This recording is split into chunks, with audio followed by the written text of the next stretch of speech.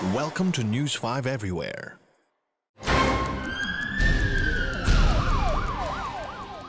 Malaking bagay ang LPG sa mga tahanan, pero malaking perwisyo rin ang maaari nitong idulot oras na ito'y mapabayaan. 5 oras lamang ang kailangan para mapuno ng nag-leak na LPG ang isang kulob na kwarto na katulad nito. Maaaring matukoy kung may singaw ang LPG, kung may maririnig na hissing sound, makapal na fog sa kwarto, mabahong amoy na parang bulok na itlog, at mga langaw dahil naiengganyo ang mga ito sa mabahong amoy. Pwede rin personal na suriin ang hose ng LPG tank.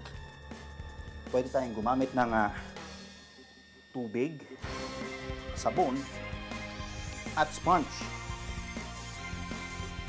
Ang kailangan lamang natin gawin, pahiran ng sabon yung hose ng LPG.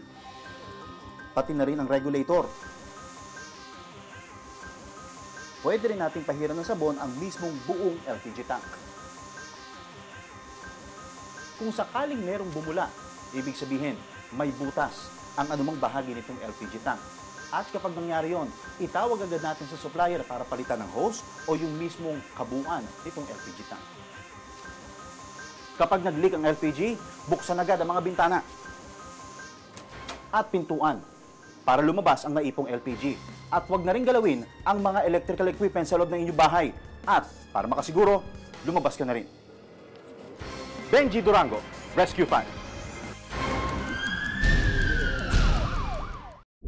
Be sure to come back.